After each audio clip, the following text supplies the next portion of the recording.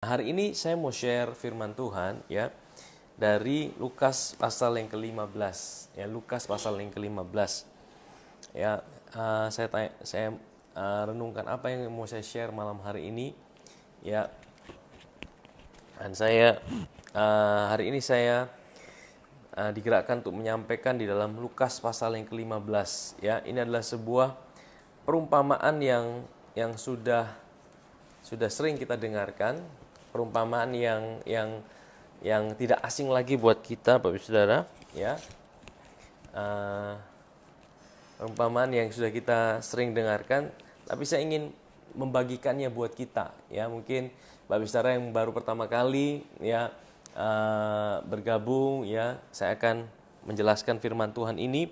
Sekalipun ini mungkin firman Tuhan yang sudah sering kita dengarkan, tapi saya percaya setiap kali kita baca firman Tuhan, ada kebenaran yang Tuhan akan nyatakan buat setiap kita. Judulnya adalah perumpamaan tentang domba yang hilang. Lukas pasal 15. Para pemungut cukai dan orang-orang berdosa biasanya datang kepada Yesus untuk mendengarkan Dia. Maka bersungut-sungutlah orang-orang Farisi dan ahli-ahli Taurat, katanya, Ia menerima orang-orang berdosa dan makan bersama-sama dengan mereka. Lalu Ia mengatakan perumpamaan ini kepada mereka. Siapakah di antara kamu yang mempunyai 100 ekor domba, dan jikalau ia kehilangan seekor di antaranya, tidak meninggalkan yang 99 ekor di padang gurun dan pergi mencari yang sesat itu sampai ia menemukannya. Dan kalau ia telah menemukannya, ia meletakkannya di atas bahu dengan gembira, dan setibanya di rumah, ia memanggil sahabat-sahabat dan tetangga-tetangganya, serta berkata kepada mereka, bersukacitalah bersama-sama dengan aku, sebab dombaku yang hilang itu telah kutemukan. Aku berkata kepadamu, demikian juga akan ada sukacita di sorga, karena satu orang berdosa yang bertobat, lebih daripada sukacita karena 99 orang benar yang tidak memerlukan pertobatan. Nah, Bapak Ibu yang terkasih dalam Tuhan, kita melihat di sini perumpamaan yang. Tapi kalau saya mau kasih judulnya lebih tepat, ini sebenarnya perumpamaan tentang seorang gembala yang kehilangan domba. Dari mana kita bisa bilang seperti itu ya?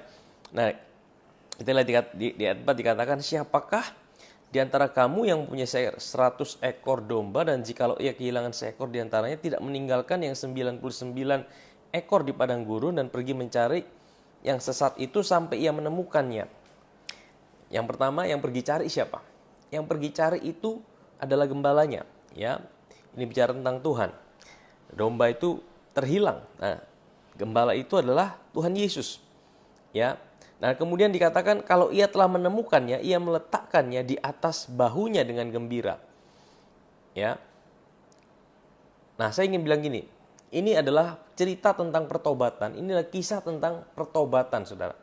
Kalau kita lihat tadi dikatakan inilah kisah tentang pertobatan. Nah, kalau kita lihat domba itu menggambarkan kehidupan manusia, kehidupan kita sebagai anak-anak Tuhan yang seringkali kita menjauh dari Tuhan. Ya, seringkali kita menjauh dari Tuhan. Ya, domba itu tersesat, domba itu terhilang. Ini bicara tentang anak-anak Tuhan yang seringkali menjauh dari Tuhan. Nah, tapi firman Tuhan berkata bahwa ya Tuhan itu ya tidak pernah menjauh dari manusia. Dikatakan bahwa apa yang domba itu lakukan? Domba itu terhilang. Ya, yang meninggalkan 99 ekor domba siapa? Itu gembala. Kemudian apa?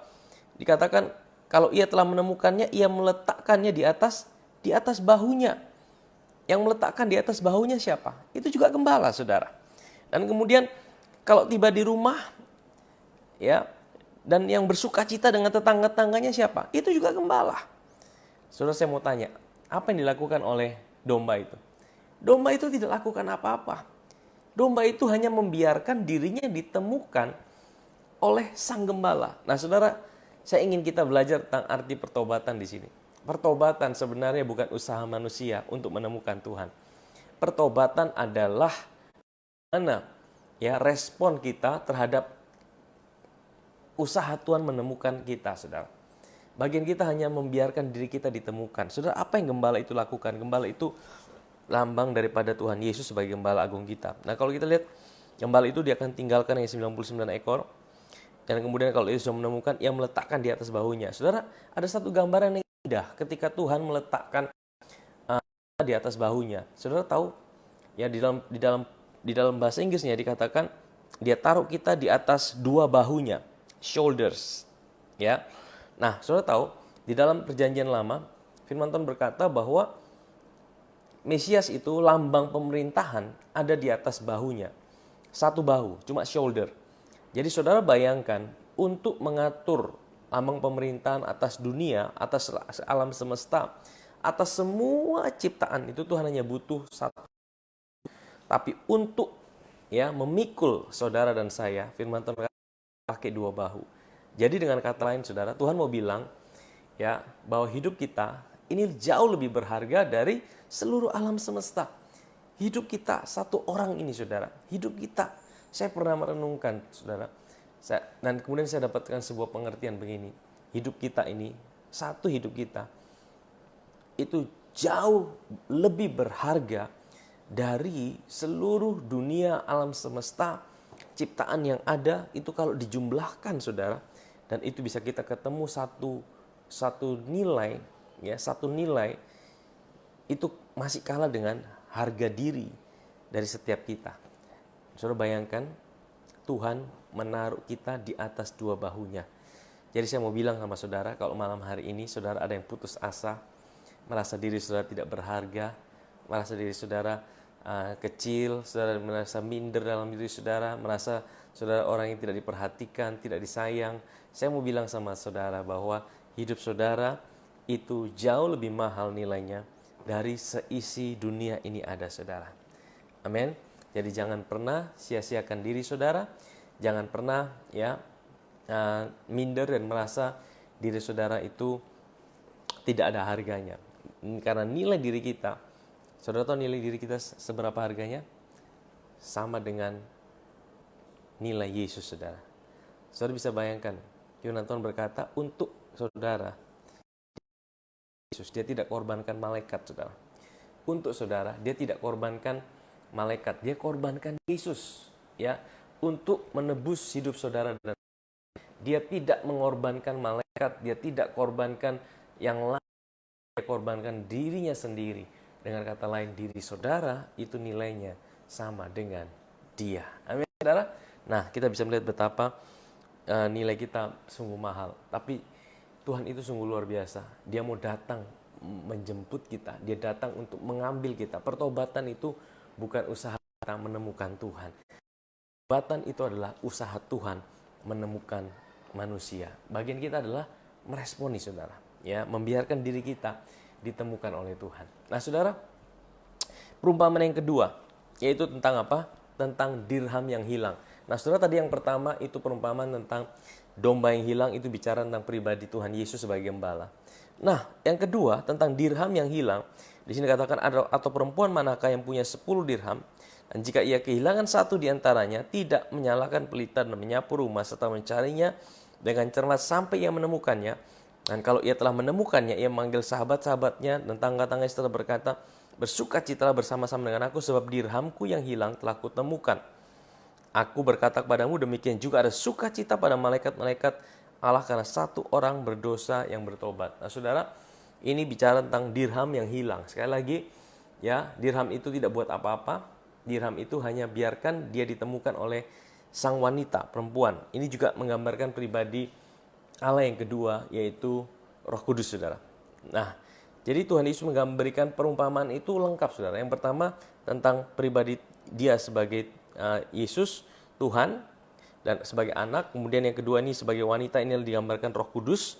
Dan yang ketiga, satu perumpamaan ini, saudara, saya akan bahas ini lebih detail, saudara. Nah, saudara, ini perumpamaan tentang anak yang hilang. Tapi sekali lagi, kalau saya mau kasih judul, sebenarnya ini lebih cocok dikasih judul bukan perumpamaan tentang anak yang hilang, tapi perumpamaan tentang seorang bapak yang kehilangan anaknya. Seorang bapak yang kehilangan anaknya. Nah, nanti kita akan lihat, saudara. Ini bicara tentang hati bapak. Bapak yang kehilangan anaknya, saudara. Nah, saya akan bahas ini. Yesus berkata lagi, ada seorang mempunyai 2 anak laki-laki. Kata yang bungsu kepada ayahnya, Bapa berikanlah kepadaku bagian harta milik kita menjadi hakku. Lalu ayahnya membagi-bagikan harta kekayaan itu di antara mereka. Nah, saudara, ini ada dua anak, ya, yang bungsu minta sama bapaknya, "Bapak, berikanlah harta warisanku. Aku mau pergi ke negeri yang jauh."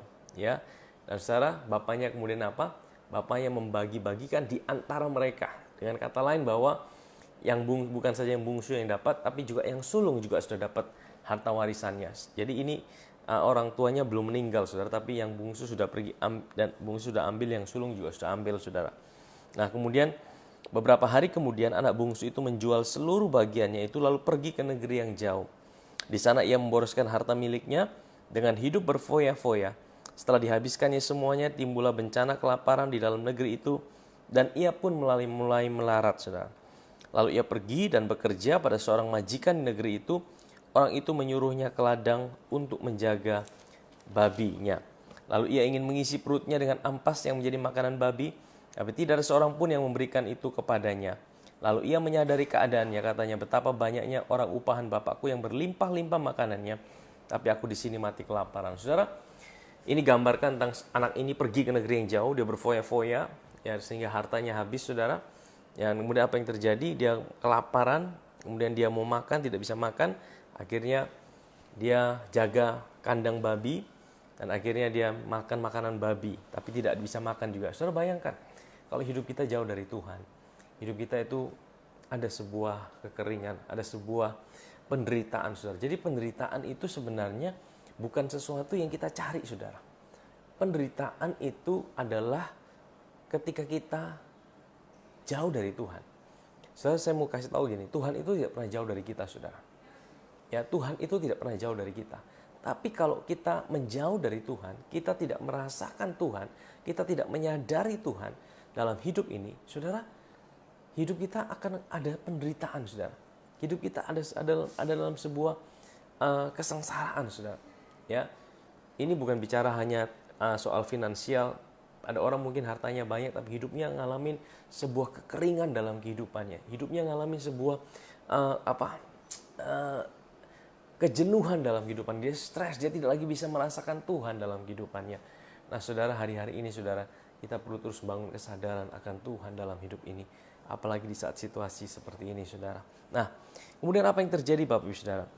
Firman Tuhan katakan, dia sadar di rumah bapaknya ada banyak makanan yang berlimpah, ya. Nah, tapi kemudian dibilang ini, "Aku akan bangkit dan pergi kepada bapakku dan berkata kepada dia, Bapa, aku telah berdosa terhadap sorga dan terhadap Bapa. Aku tidak layak lagi disebutkan anak Bapa, jadikanlah aku sebagai salah seorang upahan Bapa." Maka bangkitlah ia dan pergi kepada bapaknya. Ketika ia masih jauh, ayahnya telah melihatnya. Lalu tergeraklah hatinya oleh belas kasihan. Ayahnya itu berlari mendapatkan dia, lalu merangkul dan mencium dia. Ya. Nah, Bapak Saudara, kalau kita baca kisah ini, di mana kita temukan bahwa anak ini bertobat, saudara? Di mana kita temukan bahwa anak ini bertobat? Apakah ketika dia mulai menyadari bahwa di rumah bapaknya di situ ada banyak makanan? Ya. Atau kapan dia mulai bertobat? Saudara, kalau kita baca kisah ini, ya, memang kelihatannya dia mulai ambil langkah pulang. Tetapi ambil langkah pulang dengan sebuah cara pandang yang masih keliru terhadap bapaknya. Apa yang dia bilang? Dia bilang, "Aku akan bangkit dan pergi kepada Bapa dan berkata kepada dia, Bapa, aku telah berdosa terhadap sorga dan terhadap Bapa." Itu tidak salah, itu benar memang. Tetapi aku tidak layak lagi disebutkan anak Bapa, jadikanlah aku sebagai salah seorang upahan Bapa. Dengan kata lain, Bapak Ibu Saudara, ya, jadi dia pikir bapaknya itu mengasihi dia sebagai anak, itu dia bisa buat untuk bapaknya. Jadi kalau dia gagal, dia udah habiskan harta bapaknya. Dan dia berkata, "Karena aku gagal, Bapak, angkatlah aku jadi budaknya Bapak. Angkatlah aku jadi orang suruhannya Bapak." Nah, saudara, ini sebuah cara pandang yang keliru terhadap Tuhan. Nah, ini juga seringkali cara pandang yang keliru dalam hidup kita sebagai anak-anak. Nah, saudara, Jadi anak ini belum bertobat, saudara, sekalipun dia udah melangkah pulang. Nah, saya sering kali bilang ini, pertobatan itu bukan sekedar penyesalan. Dari mana saya bilang gitu? Yudas bertobat. Yudas tidak bertobat, saudara. Yudas menyesal. Sorry, saya larat. Yudas tidak bertobat, tapi dia menyesal atas perbuatannya. Ya, kalau saudara baca, setelah dia menjual Yesus, dan kemudian apa? Firman Tuhan katakan dia menyesal, dia nangis. Dia buang itu uang yang dia dapat. Tapi firman Tuhan berkata, dia bunuh diri. Waktu dia bunuh diri, sebenarnya dia sedang menunjukkan bahwa dia mau bayar kesalahannya itu dengan kekuatannya sendiri. Nah, saudara, itu bukan pertobatan. Pertobatan bukan sekedar penyesalan. Pertobatan itu bukan sekedar penyesalan, saudara. Banyak kali kita mau melayani Tuhan, banyak kali kita mau ikut Tuhan karena kita mau bayar hutang. Aduh Tuhan, saya dulu buat salah banyak sama Tuhan. Sekarang saya mau bayar hutang-hutang saya sama Tuhan. Saya mau bayar kesalahan saya sama Tuhan. Saudara, saya mau bilang, kita tidak pernah bisa membayar kegagalan kita dan kesalahan kita. Dosa-dosa kita tidak pernah cukup untuk membayarnya kepada Tuhan. Kita tidak mampu untuk bayar itu, saudara. Kalau kita hidup, ada orang-orang yang merasa terhukum sepanjang hidupnya. Dia tidak pernah bisa membayar. Dia selalu berusaha bayar kegagalannya, kesalahannya dalam ikut Tuhan. Orang itu akan tersiksa, saudara, karena memiliki cara pandang yang salah terhadap Tuhan. Nah, kapan anak itu bertobat, saudara? Firman Tuhan berkata, maka bangkitlah ia dan pergi kepada bapaknya. Ketika ia masih jauh, ayahnya telah melihatnya. Haleluya, ini luar biasa, saudara. Lalu tergeraklah hati ayahnya oleh belas kasihan. Saya mau bilang, ini hati Bapa kita buat kita. Ini adalah hati Bapa kita buat kita. Saudara, bukan saudara yang lebih rindu sama Tuhan. Ya, dia adalah Bapa yang lebih merindukan saudara dan saya. Dia adalah Bapa yang lebih merindukan hidup saudara dan saya. Saudara, kerinduan kita sama dia tidak pernah bisa dibandingkan dengan kerinduannya sama hidup kita. Dia selalu merindukan kita. Dia selalu menantikan kita. Dia selalu pengen ya menyatakan dirinya sama kita. Amin, saudara. Nah, dan firman Tuhan katakan hatinya tergerak oleh belas kasihan. Ayahnya itu berlari mendapatkan dia lalu merangkul dan mencium dia. Kata mencium dia ini di sini adalah mencium di leher, saudara. Fell on his neck. Kalau saudara mencari ada jenis ciuman ini, saudara. Kalau saudara ketemu ada ciuman di leher ini, ada beberapa kali dalam Alkitab itu adalah ciuman dalam keluarga, saudara. Ya, ada hubungan antara bapak anak atau kakak adik. Satu kali, saudara, ya, Yakub itu juga ketakutan. Waktu dia habis tipu kakaknya, dia lari kan? Saudara ingat kisah itu? Yakub tipu Esau, dia lari, kemudian dia pergi ke rumah Laban, akhirnya dapat istri, dapat anak. Dan kemudian tiba waktunya dia kembali, dia lari lagi dari Laban. Waktu dia lari lagi dari Laban, dia mau ketemu sama kakaknya kembali Esau, tapi hatinya dipenuhi dengan ketakutan. Aduh, nanti kakakku ini akan bunuh aku.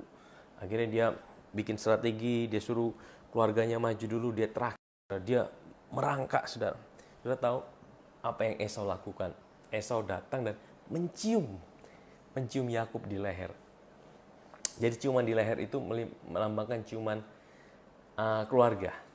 Ya, satu kali lagi Yusuf ketemu dengan saudara-saudaranya waktu Yusuf udah jadi raja, dia dikhianati. Kemudian singkat cerita, Yusuf dari penjara dia naik menjadi raja, orang nomor 2 di Mesir.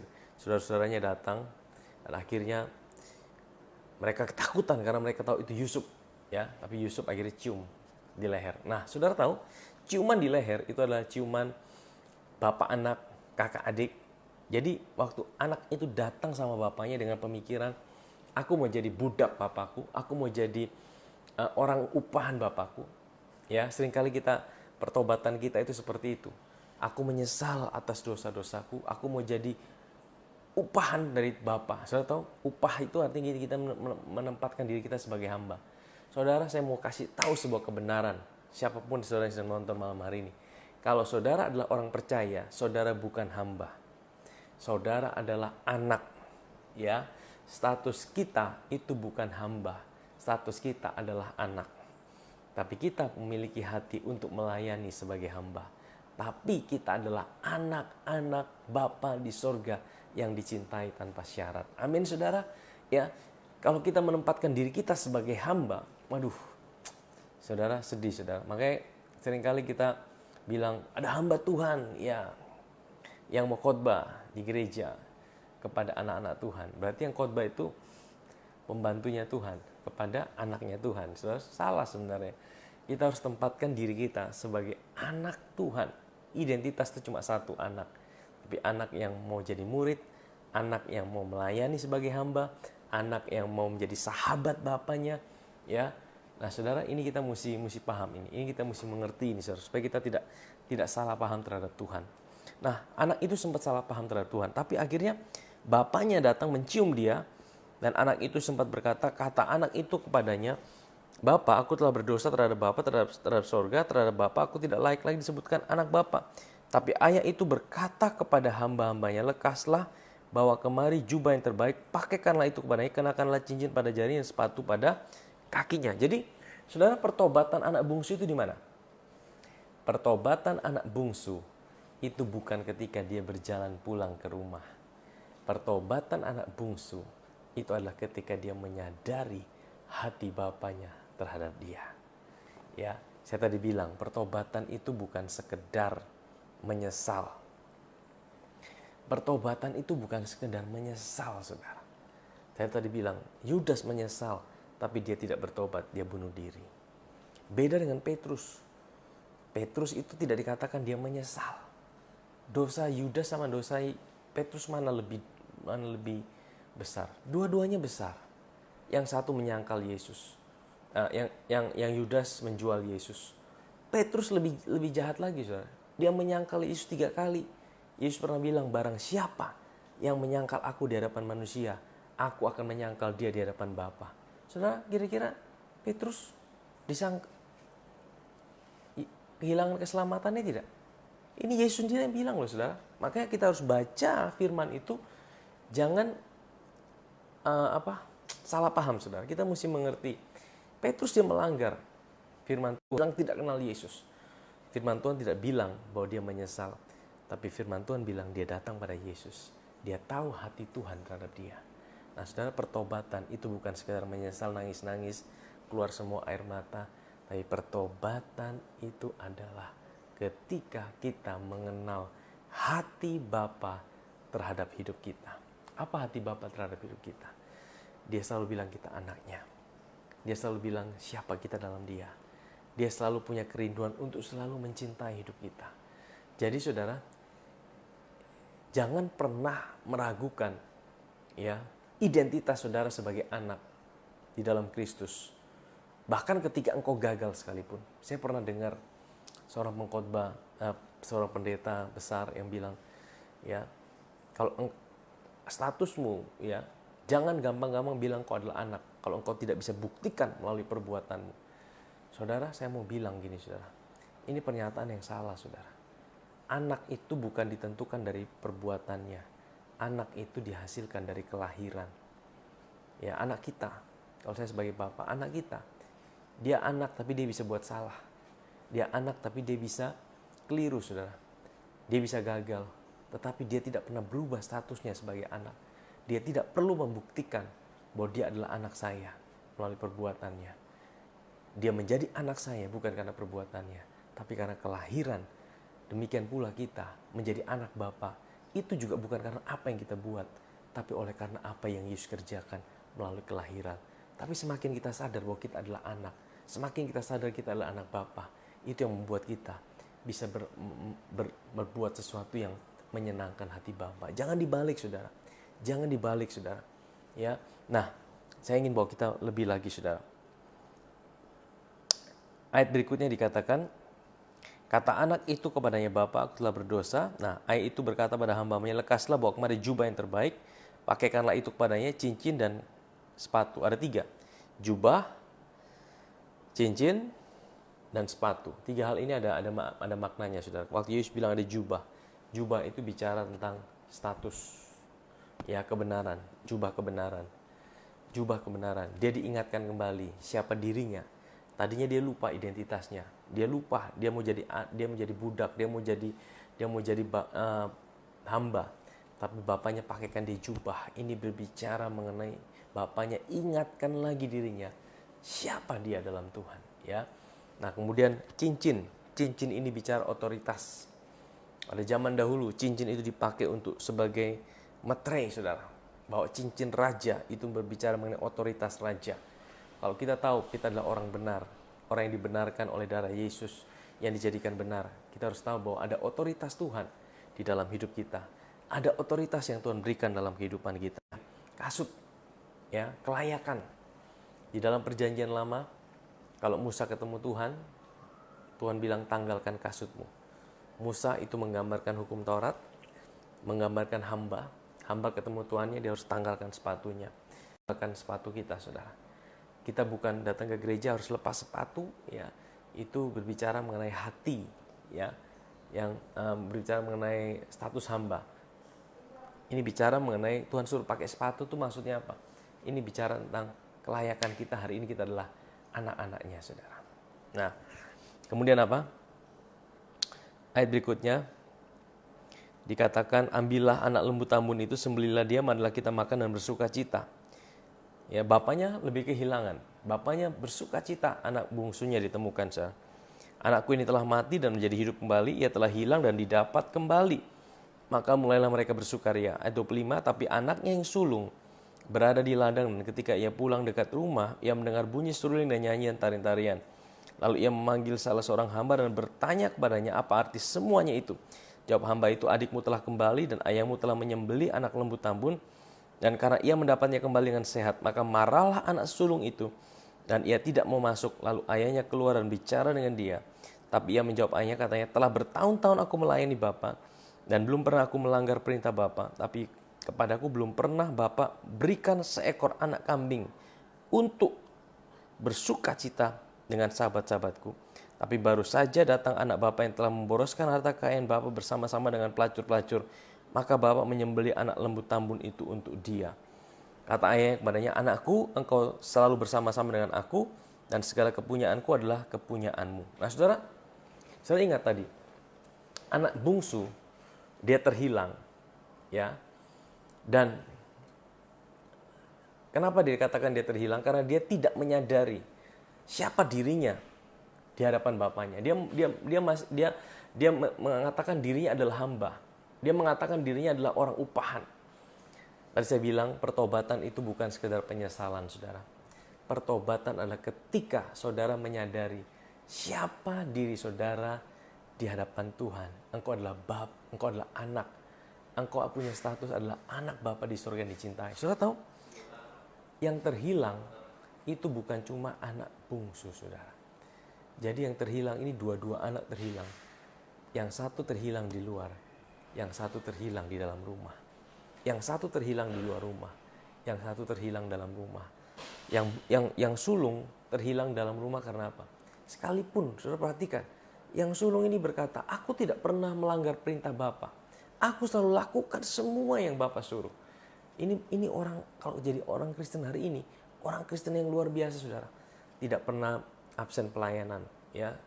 Kalau ada gereja satu hari ibadah 5 kali, lima kali dia datang. Doa puasa datang, doa malam datang, ya kan? Tiap hari datang ke gereja. Wah, saudara, pelayanan kemana-mana ikut semua, ya. Pelayanan di gereja semua ikut, mulai dari usher, mulai dari singer, semua ikut, maha hadir kalau gitu, saudara. Nah, saudara tahu, apakah dengan kita melakukan semua itu menjadikan kita berharga di hadapan Tuhan? Menjadikan kita disayang sama Tuhan? Nah, saudara perhatikan, saudara. Ini satu konsep yang salah bagaimana kita mengenal Tuhan. Jangan pikir, ya karena engkau rajin melayani. Jangan pikir karena engkau tidak pernah absen doa puasa. Jangan pikir karena engkau selalu pergi ke ladang misi. Jangan pikir karena engkau selalu melayani Tuhan setiap waktu, bahkan sepenuh waktu. Itu yang menjadikan hidupmu disayang sama Tuhan. Itu yang menjadikan hidupmu berharga di hadapan Tuhan. Saudara, kita tidak pernah bisa membayar kasih Tuhan di dalam hidup kita. Sama seperti anak sulung ini. Waktu dia bilang, Bapa, aku tidak pernah melanggar perintah Bapa. Aku tidak pernah melawan Bapa. Tetapi Bapa tidak pernah kasih aku anak kambing untuk aku bersenang-senang dengan teman-temanku. Saudara, ternyata anak sulung tidak mengerti hati Bapa juga. Saudara tahu, pertobatan itu bukan sekedar apa yang dilakukan. Pertobatan itu adalah bagaimana engkau mengenal hati Bapa. Makanya saya pernah buat pernyataan gini, saudara. Pertobatan itu bukanlah ya dari tidak merokok dari merokok tidak merokok. Pertobatan itu bukan sekedar dari mencuri tidak mencuri. Itu buah pertobatan. Ya. Tapi pertobatan itu dimulai dari hati kita yang menyadari bahwa kita adalah anak Bapa. Betapa besar cinta Tuhan dalam hidup kita. Sama seperti Petrus. Waktu dia menyadari, Tuhan pernah bilang sama dia, Petrus, ingat, iblis telah menampik kamu untuk menjatuhkan kamu. Tapi aku berdoa, kata Yesus, imanmu jangan gugur ya Petrus. Saudara tahu, iman itu adalah tetap datang pada Yesus, tetap lihat dia, tetap pandang pada dia dalam segala situasimu, tetap datang pada Yesus apapun keadaan. Saudara tahu, hari-hari ini mungkin engkau sedang mengalami banyak kegagalan. Hari-hari ini engkau sedang mengalami banyak tantangan. Hari-hari ini engkau sedang mengalami banyak pergumulan. Kuncinya cuma satu, datang pada Yesus. Ya, bukan sekedar penyesalan, bukan sekedar pertobatan itu bukan sekedar penyesalan. Pertobatan adalah kita tahu hati Tuhan terhadap hidup kita. Nah, saudara, anak sulung ini Yesus menggambarkan seperti orang-orang pada waktu itu ahli Taurat, orang Farisi. Ya, dia menggambarkan bagaimana hati mereka. Mereka selalu menampilkan bahwa mereka selalu bisa lakukan yang baik. Mereka selalu merasa mereka itu orang yang berkenan di hadapan Tuhan karena apa yang mereka kerjakan, saudara. Nah, saudara, ini sebagai sebuah pelajaran buat kita. Saudara, mungkin ada yang nonton hari ini engkau seperti anak bungsu. Engkau terhilang di luar rumah. Engkau merasa hidupmu hancur-hancuran. Dan karena engkau gagal, engkau ada di luar rumah, engkau merasa Tuhan tidak lagi sayang sama hidupmu. Saudara, atau engkau ada di dalam rumah seperti anak sulung. Engkau terhilang dalam rumah. Engkau selama ini selalu melayani Tuhan dengan setia. Engkau tidak pernah lalai melakukan semua apa yang Tuhan suruh. Engkau merasa engkau sibuk dengan semua kegiatan. Engkau selalu merasa bahwa engkau sudah lakukan sesuatu buat Tuhan. Dan ketika engkau mengalami hal buruk dalam hidupmu, engkau mulai protes sama Tuhan. Engkau mulai bilang sederetan daftar kebaikan yang engkau sudah kerjakan buat Tuhan. Engkau udah mulai bilang sama Tuhan, Tuhan aku kan udah buat ini Tuhan. Aku udah melayani Tuhan. Aku udah lakukan ini Tuhan. Kenapa aku mengalami hal buruk ini? Saudara, waktu kita bilang seperti itu, sebenarnya kita sedang ukur kasih dan kebaikan Tuhan. Itu berdasarkan apa yang bisa kita buat, saudara. Saudara, kita tidak pernah bisa ukur kebaikan Tuhan ya dengan apa yang kita buat. Kasihnya tidak pernah berubah dalam hidup kita. Engkau tidak bisa menambahkan kasihnya dan engkau tidak bisa membuat kasihnya berkurang dalam hidupmu. Bukan karena apa yang kau buat, saudara. Seringkali situasi itu membuat kita dibuat meragukan Tuhan dalam hidup ini. Saya ingin kasih kesaksian, saudara. Ya, waktu istri saya hamil anak yang kedua. Waktu itu kami sudah melayani Tuhan dan kemudian usia kandungan waktu itu sekitar 2 bulan sampai 3 bulan ya. Pada waktu malam itu tiba-tiba istri saya berteriak dari tempat tidur dan kemudian dia pergi kamar mandi dan darah udah keluar banyak, saudara. Pada waktu itu, saudara, dalam hati saya dan waktu itu kami sempat berpikir, Tuhan ini kenapa Tuhan? Waduh, saya lihat itu darah begitu banyak, saudara. Darah begitu banyak itu saya merasa ini udah gugur ini anak. Anak ini sudah tidak ada lagi. Dan pada waktu itu sempat timbul ya semacam intimidasi dan semacam perasaan kecewa. Waktu itu seperti Tuhan bilang, bukan seperti Tuhan bilang, maafkan, seperti ada yang bilang, sudah tidak usah melayani Tuhan. Kamu udah melayani Tuhan, udah melakukan yang terbaik buat Tuhan. Tapi kenapa seperti ini terjadi? Seperti ada bisikan untuk supaya kecewa sama Tuhan. Nah, saudara, pada waktu itu tiba-tiba Tuhan ingatkan kami untuk menyanyikan sebuah lagu, Yesus Engkau baik, Yesus baik, Yesus baik, Yesus baik. Nah, di situ kami belajar mengucap syukur ya atas segala apa yang kami alami dalam hidup ini. Kami mau lihat kebaikan Tuhan itu bukan berdasarkan situasi kita. Kebaikan Tuhan itu bukan berdasarkan apa yang bisa kita buat buat Tuhan. Waktu kami menaikkan pujian seperti itu, saudara, yang mulai merasakan hadirat Tuhan itu melawat. Dan saya tahu, ya, kandungan istri saya, kemudian dokter yang di Kupang berkata suruh kuret, kemudian tapi kami akhirnya putuskan kami berangkat ke Surabaya dengan kandungan yang sudah kandungan yang darah semua. Waktu itu kami berangkat ke Surabaya dan puji Tuhan, waktu itu dokter periksa, itu kandungannya masih ada, saudara. Dan akhirnya apa, saudara? Istri saya bed rest dari usia kandungan sekitar 3 bulan sampai melahirkan. Dan anak itu lahir normal, saudara. Anak itu lahir normal tanpa kekurangan satu apapun. Dan hari ini anak itu sudah usianya udah 15 tahun, saudara. Sehat tanpa kekurangan satu apapun. Nah, Bapak saudara, saya ingin bilang gini, saudara. Jangan pernah ukur kasih dan kebaikan Tuhan itu berdasarkan situasi dan keadaan kita. Jangan pernah ukur kasih dan kebaikan Tuhan berdasarkan apa yang bisa kau buat buat Tuhan. Ya, Tuhan tegur pada orang Farisi dan ahli Taurat pada waktu itu. Makanya Tuhan kasih perumpamaan ini. Kamu pikir kamu itu melakukan semua ini yang membuat Tuhan mengasihi kamu? Tuhan bilang ini, dia kasih perumpamaan, anakku, engkau selalu bersama-sama dengan aku, dan segala kepunyaanku adalah kepunyaanmu. Sebenarnya Tuhan mau bilang gini, bukan berdasarkan kebaikan kita Tuhan itu sayang sama kita. Ya, saudara, kenapa Tuhan itu sangat keras dengan ahli Taurat dan orang Farisi? Karena ahli Taurat orang Farisi selalu menampilkan yang terbaik yang mereka punya, dan apa yang mereka tampilkan itu seolah-olah bisa membuat Tuhan sayang sama mereka. Saudara, Tuhan tegur keras di situ. Tuhan bilang, aku mengasihi kamu bukan karena apa yang bisa kau buat, tapi karena aku mencintai hidupmu. Amin, Bapak Ibu Saudara. Ya, jadi dari 3 perumpamaan ini kita bisa melihat kasih Allah Tritunggal buat hidup kita. Kalau saudara hari ini, saudara yang nonton, saya akan berdoa buat saudara.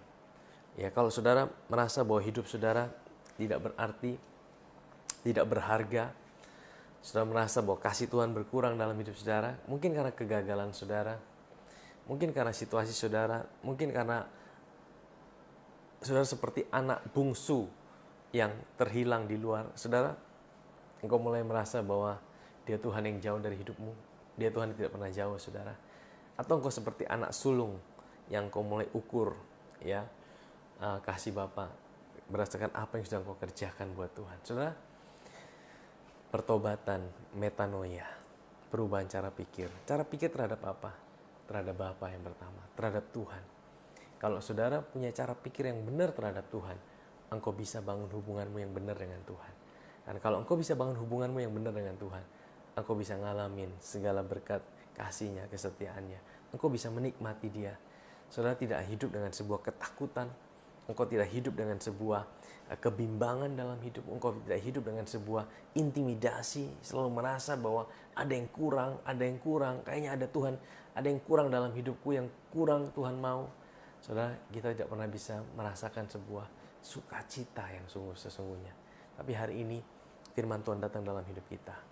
Dia berkata, engkau berharga. Ingat, kita jadi anak itu bukan karena pencapaian kita. Jangan pernah ukur status saudara berdasarkan pencapaian saudara. Kita jadi anak itu karena kelahiran.